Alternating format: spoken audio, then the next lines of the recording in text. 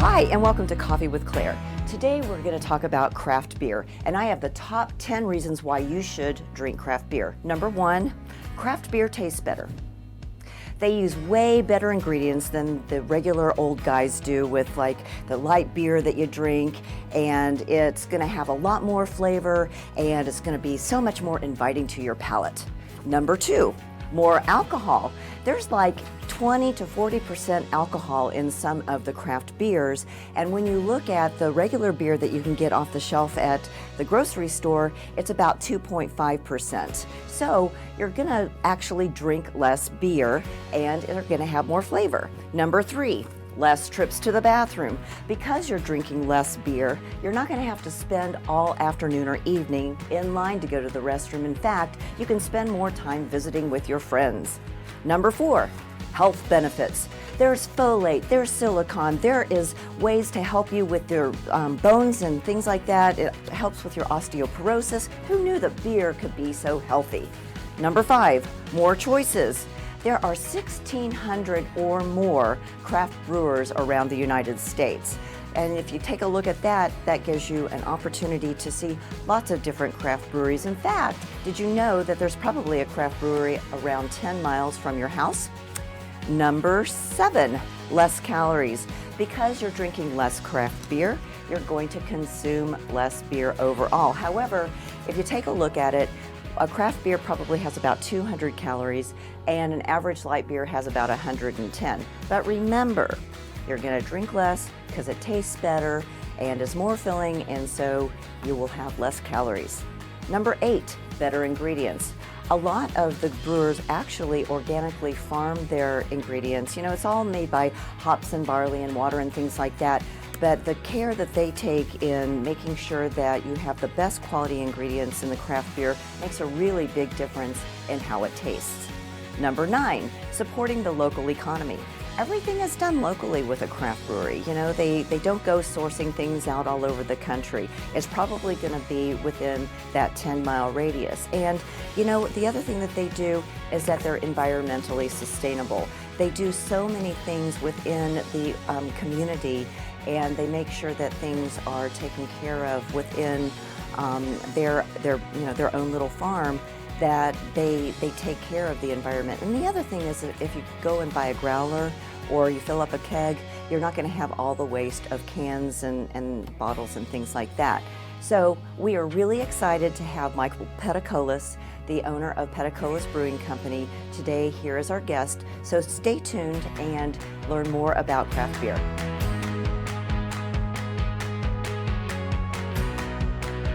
Hi, and welcome back to Coffee with Claire. Today, we are thrilled to have back in the studio Michael Peticolas of Peticolas Brewing Company. It's great to have you here again, Michael. I'm thrilled that you're having me back. Yay! I mean, this is kind of cool. I like it. It's like, it makes me feel that maybe I did a good job the last time. You did a great job. But as I think about it, I'm like, no one else has ever invited me back. So now I'm thinking, all right, I guess I did a good job once. This is one time. Well, this is number two, right? Yes. Thanks for having me back. You bet.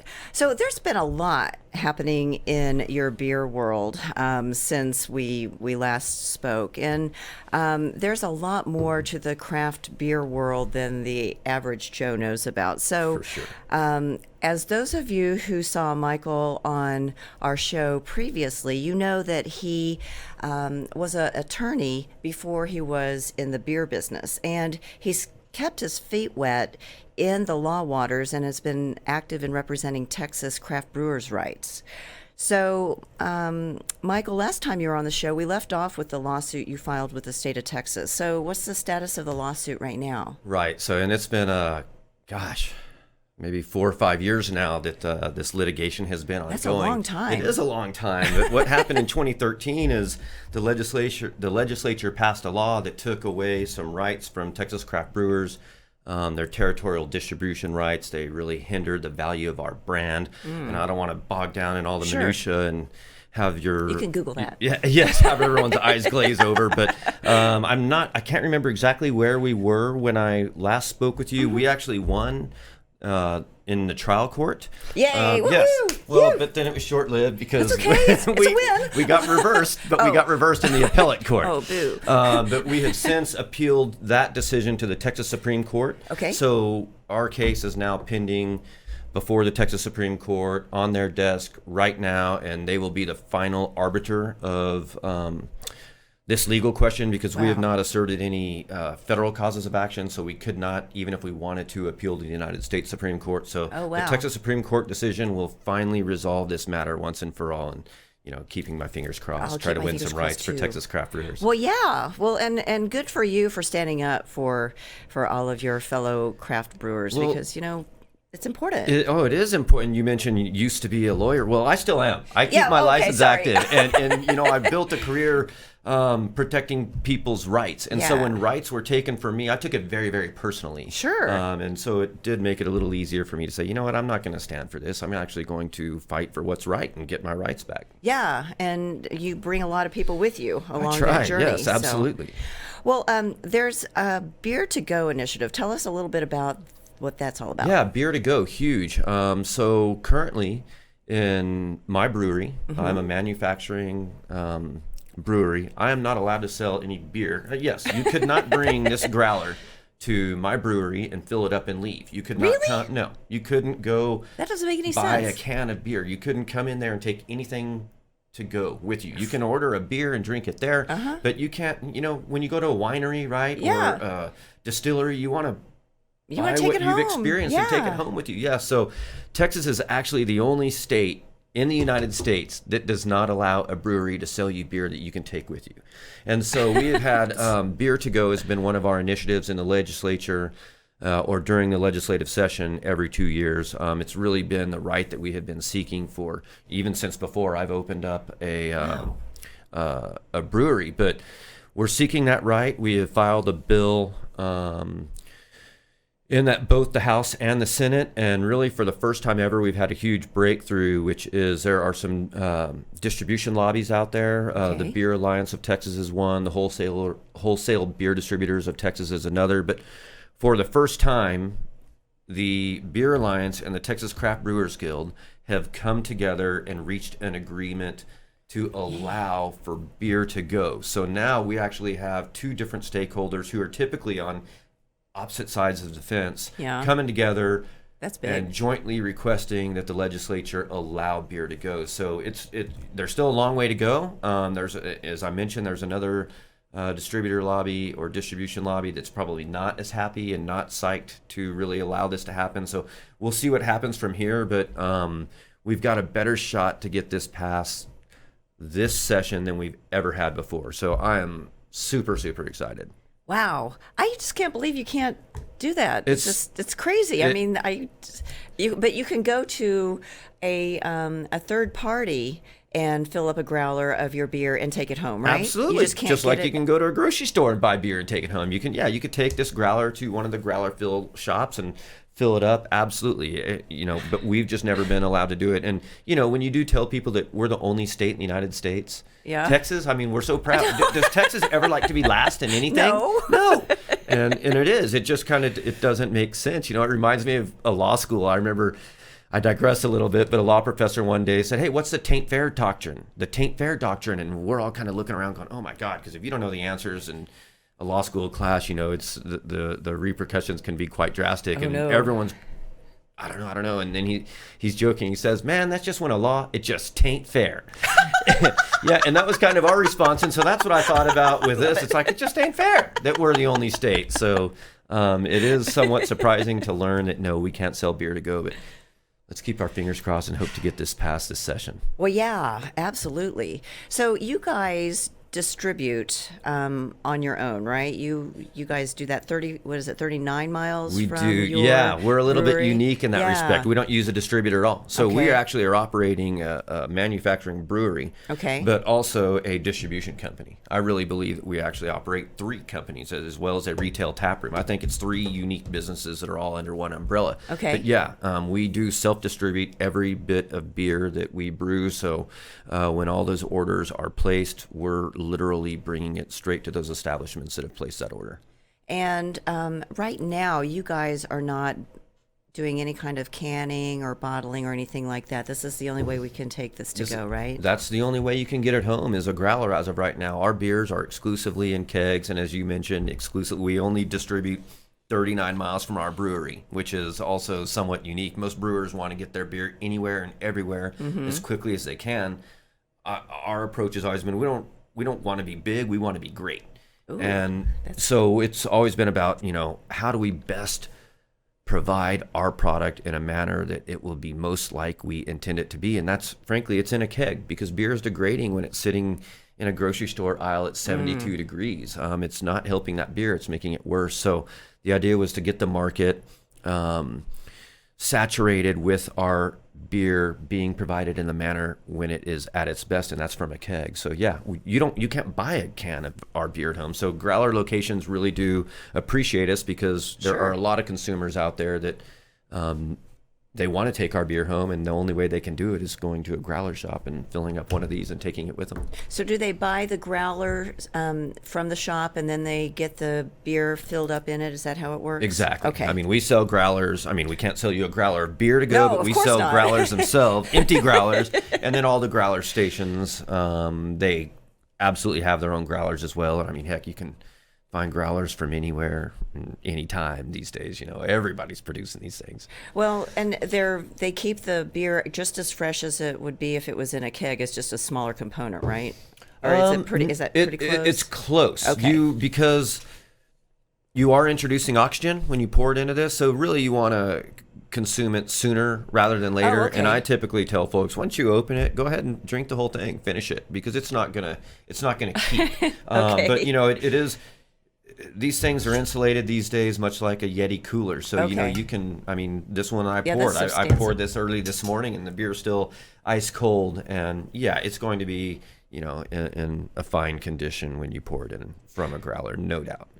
So speaking of all of these beers, do you have any new beers coming down the pike that we can tell our audience about? Always have new beers coming down Yay! I mean, that's early on. I'll never forget when I first started. I had introduced a beer called Wintervention, and yes, it's our winter beer. And I was at the time I was still delivering beer myself, and this guy's Wow. like, "Hey, what's new?" And this is in our first year, and I'm like, "Well, what do you mean, what's new? Wintervention. This is new. It's been in the market a week, and I've only been around for like 9 months. All my Give me a beer's new." break. Yeah. But the craft beer consumer, they want what's new. What's next? I mean, it could be release a beer today. Tomorrow they're saying, what's new? So we wow. always have stuff coming down the pipe. I don't really want to unveil yet because we haven't, I'm very strategic in how we release sure, that information. But the most recent beer that we did is called The Usual, which is an old-fashioned cocktail beer. So we took a barley wine that is 13% alcohol. Okay. And then we added cherries, orange, bourbon-soaked oak chips, and bitters to it. And this beer That sounds really amazing. smells like an old-fashioned. It has all the characteristics of an old-fashioned, but it's a beer. It's called a cocktail beer, and it's just been wow. destroying it in our tap room. It's a lot of beers we will release to our tap room first and Okay. kind of get an understanding about what does the consumer think of this and should we launch this full time. And this beer is just absolutely on fire. People are going crazy over it, so you may very well see this become a staple or something that we try to do and put into the market on a much grander scale than where it is now. But it's a very, very unique beer, and this whole Usual. cocktail beer kind of initiative, we've done a couple of them now. But that is the most recent beer we've released. I'm super proud of it. And I'm even more so proud of my crew because I didn't have anything to do with this beer. Oh, really? Nothing. And to me, that's what, makes our organization so much stronger. When our guys have kind of spread their wings and are learning to fly on their own and produce a beer that is just killing it, dominating. I'm so proud of those guys. Yeah. And just digressing a little bit, you actually started with all volunteers, right? Yeah, When you I first started? kind of touched upon it. So Yeah. the first year, I was the only employee. I brewed all the beer. I cellared all the beer. I kegged all the beer. I delivered all the beer. But and I mean, looking back, I can remember people saying, "I don't know how you're doing this," and at the time, it's I'm just doing it. You got to do what you got to do. But now I look back and think, God, how did I do that? But the way I was able to do it was because I had this army of volunteers, people who wanted to learn either about Peticolas beer or about craft beer in general, or were home brewers. And so people would call me up or send me an email about, hey, I'd love to come, volunteer. And so I started this huge volunteer program where I started bringing in all these different folks who wanted to, learn about beer. But what it really turned into was a really lengthy interview process. Oh, that's cool. I mean, I was learning more about these guys than I could ever learn during an interview or what I could glean from a resume. And the folks who really understood, our core values are honest, friendly, down to earth. And those folks who really exemplified those values tend to kind of stick around. Yeah. And they understood who we were and what we were about. And then when it came time to hire, I just started systematically hiring our volunteers. Well, yeah, because they had already proven to you that they were loyal and Absolutely. they get what you're doing. And as a result of that, our turnover is almost non-existent. Wow. People hardly leave at all. Why would because they have such buy-in. I mean, we've tried to make it a great place to work. I don't look at other breweries. I look at other companies out there as a whole and see what are they doing to make their places of work excellent. And, a lot of those ideas we'll implement ourselves. I've always thought, well, let's make it a killer place to work. I want to rewind the clock to 1950, where you worked for a company for 50 years. Yeah, those days are long gone. Long gone, but not at our place. Good. Way to revitalize it. Yes. So up to this point, Golden Opportunity had been my favorite beer. However, you brought this beer that has expanded my horizons. I love it. And this is called the Velvet Hammer. Velvet Hammer. And- Smooth as velvet will hit you like a hammer. Is that how It's goes? 9% alcohol. Oh I didn't want to mention that to you. So, Woo. yeah, enjoy. I mean, that's the very first beer I ever brewed, December 30th of 2011. And this is Wow. the beer that is, I guess, our flagship. It's the largest percentage of our sales. It's the one, I mean, a girl's married this beer. A guy's named is Pool Q Velvet Hammer. A girl married this beer? Yes, at our 1 year anniversary, someone had created a Facebook site for Velvet Hammer as if it was a person right when I started. And I was actually very concerned about it initially because I am so concerned about my branding and how we come across. But it was so clever. It was really well done that I let it keep going. And then this girl, Allie K, had changed her Facebook status one day to in a relationship with Velvet Hammer. And then about 4 months later, I noticed on her site that she had changed the status again to engaged to.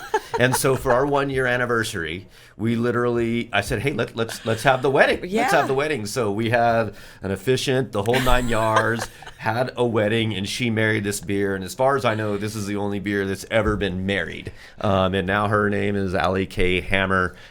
Although actually, I guess I should truthfully say it's now Allie K. Hammer Cameron because she has since married Brooks Cameron. But she keeps the Hammer name in there for sure. So I guess she's somewhat cheated on Velvet Hammer, but I love her. I love Brooks. I love the beer. We're going to allow it. That's awesome. I'd never heard of that before. So you guys really have some really cool names. You've got Royal Scandal, you've got Great Scott, and how did you come up with the name Sit Down or I'll Sit You Down? Sit down or I'll sit you down. I'll never forget when I released that. This guy had responded and said, oh man, that name's terrible. It's too long. And it is got to be the name. I mean, at a beer festival, when we have a sign that says Velvet Hammer and Sit Down or I'll Sit You Down and some of the others, because names are huge, right? I mean, people will literally stop down and say, oh my gosh, I've got to go try Sit Down or I'll Sit You Down. And in my opinion, it's our best beer. It's a big double IPA. So it always, when they see that sign and then they come drink it and they're like, okay, yeah, this is awesome. And it's a 10% beer. But the story behind it is my brother was a cop in Albuquerque back in the mid to late 90s. And the show Cops, right? Followed him around. And so he was on 3 episodes of Cops. And so after he was on Cops, he brought, at the time, these VHS tapes to me and my other brother while he was visiting us here in Dallas. He said, "Here, we're gonna watch this," and we're like, "All right, cool, yeah, this is awesome. You're on Cops. Let's check this out." So we put it in. We're like all fired up, going, "Yeah, all right, this is cool." And then after, we finished that first episode, and then the second episode is rolling, and we're like, "Okay, I mean, the novelty's kind of worn off. Now we're just watching Cops. I know it is you, but do we have to watch all this?" But he was insistent. We're watching it all, and on the third episode, the very last segment of the third episode, he's walking up to this guy, and he's like, "Sit down." No response. "Sit down." No response. Pulls out his baton. "Sit down or I'll sit you down." And all of a sudden he sits down. And I just started laughing along with my other brother. We're like, "Sit down or I'll sit you down." And so that became a huge family joke. For 10 years, we would always say, "Sit down or I'll sit you down," just as a reference to his line from that episode of Cops. So when it came time to name a beer that was just jam-packed with hops, but it was a 10%. I just thought, perfect. This is it. This is "Sit down or I'll sit you down." And those are the names that are the best, that actually, have some sort of story behind it or some meaning to me or someone else at the brewery, because it gives real meaning to the beer. And I mean, I've never believed that I'm in the beer business. I believe I'm in the entertainment industry, and I want people to connect to our products. And when you have a name like "Sit down or I'll sit you down," it just begs the question, and then we get to tell the story. And it's a great story too. So you've kind of alluded to it. The beer business is a fun business, but it's still a business. So what do you feel the key to your success in your business, and how can that apply to business in general? You're right. Yes, it is a business. I love what I do. And you have three. It's a ball. There's nothing I would rather be doing, because being in the beer business is so much fun. And I think there is a lot that goes into responding to that question. But what comes to my mind immediately are two things. Number one, what I told people for 5 years. I'm like, look, it is all about the beer. It is all about the beer, the product. It has to be on point. It has to be perfect. And as a result of that, we were super aware of always being very consistent in our beer, always providing a full lineup of beers that are fantastic. And so I think just our beers and the quality of our beers is part of it. But what I realized about 5 years ago, and what I say now, is that no, it's not all about the beer. What it's actually all about, it's all about the people. The people. And I've alluded to that a couple times already here just talking to you. Our crew is absolutely fantastic. It is all about the people, and these guys who have come in and built our organization and made it better than what it is today. They've built a distribution they have different company. Ideas They've built a retail taproom. Yes, they come up with ideas, and it's allowing them to grow. Absolutely, they're becoming more responsible. They're getting more responsibility, and so the more they do, the more I like it. It's like, yes, this is fantastic. I'm trying to write myself out of the business. Like one of my mentors one time said, your business is going to be most valuable if you don't have to do anything, that's if it can operate without you. And so that's always kind of been my goal. It's like, look, I want these guys to fly, and you guys handle this thing. And I really think that's what's made us unique. Our people are extremely intuitive about what it is that we are actually trying to do and accomplish, and they are go-getters. They want to make change. They want to be around for a while because they recognize that the more we can grow this company, the more I'm going to grow myself. Right. They're only earning more. They're getting better rights, more time away from work. So I say it's our people. That's number one, and our ability to keep good people. That's huge. That's been massive part of our recipe for success. So you could say that they're totally ingrained in your 100%. Business. Yes, every pun intended. Yes. So tell us and about I didn't even catch that originally, but yeah, well done. So tell us about the Velvet Hammer 5K real quick. Velvet Hammer 5K, good. This is another example. Michael Finley, started handling our events, and one day comes to me and says, we should do a 5K. And I used to really kind of think about, hey, should we do this? Should we not do this? And now, after having done this event and other events, when he comes to me and says, hey, I want to do something, I'm like, yes, just do it. And so he did the first one last year. It's the biggest event we've ever done at the brewery. We literally closed down the streets. Wow. It's like a huge festival atmosphere. Starts first thing in the morning, and have a 5K race followed by plenty of Velvet Hammers to drink afterwards, and a big celebration and bands and, a couple thousand people out at the brewery and in the streets. And so this is coming up actually in April, our second one. So if you're interested in, running in the Velvet Hammer 5K, just Google Velvet Hammer 5K and you'll find it. Register for it. I'll be running in it. Literally our biggest event of the year, and maybe a top 4 or 5 moment for me at the brewery over the course of the 7 years. It was so much fun last year. Wow. Well, make sure that you Google that and get signed up so you can partake in this wonderful event. And Michael, how are our viewers going to find you? Where are you, and how can they find your beer? Well, first of all, our actual brewery is in the Dallas Design District. So that's where we literally are. But if, as I've mentioned, we're not in a can or a bottle, so you can't just go to a grocery store and pick up our beer and drink it at home. But we do have I'm very proud of our website. And on our website, we actually have a link for Find Our Beers. And you can filter your site by whether your zip code or a specific beer that you're looking for. Cool. But it is tied to our invoicing. So whenever a beer is delivered to an account, it will show up on our site. So it's very, very accurate. And you can, we're in about 500 places around North Texas, restaurants, bars, pubs, a few grocery stores that do fill up growlers, like maybe a Whole Foods or something like that. But our website is the best place to figure out, hey, where do I get this? Just go to the website, punch in your zip code, and it'll auto-populate all the places around you that have our beer. Well, Michael, it has been such a thrill to have you back on Coffee with Claire. So all of our loyal fans, make sure that you try a Peticolas beer soon. If you're not in the 39-mile radius of the brewery, show a local craft brewery some love. So thanks for tuning in. We appreciate all of you. See you next time. You bet. Bye-bye. Thanks for tuning in to this week's episode of Coffee with Claire. To learn more about today's guests, visit their website or find them on Facebook. To learn more about me, Claire Billingsley, follow me on LinkedIn or visit my website at coffeewithclaire.tv. And to hear more episodes of Coffee with Claire, subscribe, rate, and review the show on your favorite podcast and social media platforms.